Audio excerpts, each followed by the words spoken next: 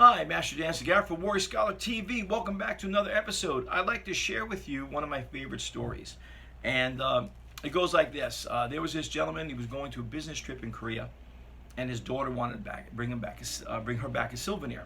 So he, being the cheapskate that he was when he was down in Korea, he went to the souvenir shop, he looked for the cheapest thing, and he saw fans.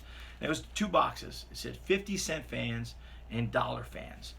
So being the cheapskate, he grabbed the 50-cent fan. The lady wrapped it up. He took it home and gave it to his daughter. And it was a pretty looking fan. And she opened it up. And as soon as she started fanning herself, the fan fell apart, broke into a bunch of pieces. So she started crying. Father said, it's okay. I'm going back next week and I'll get this all straightened out. So sure enough, he goes back on a repeat business trip. And he goes to the same shop with the pieces of the fan. He says, listen, I bought this fan here a week ago, and my daughter fanned herself with it, and it broke apart. She says, well, what did you buy, the 50-cent fan, the dollar fan? He said, well, what's the difference? She goes, well, the dollar fan, you fan yourself like this. The 50-cent fan, you fan yourself like this. So the moral of the story is don't be cheap. You pay for what you get. Over the years, teaching martial arts, every once in a while I get a cheapskate. And I had one person not too long ago turn around and say to me, how much your lessons? And we said, well, $129.99. And she goes, oh, well, your competitor charges, is charging $99. I said, well, join them. You're going to pay less, and then about 2 weeks, they're going to ask you to upgrade into their $159 program, and you're going to pay more.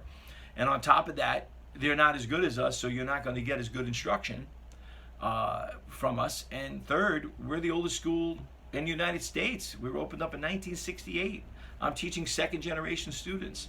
So I have belts older than half of these guys. And so you're not going to get the same instructor experience.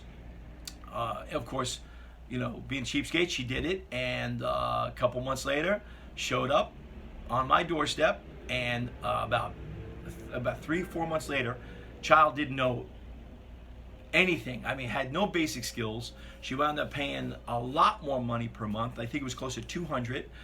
And then she, when she came to me and she saw all my students that trained the same time as her child, so much more skillful, she realized she made a bad mistake and she didn't listen to me.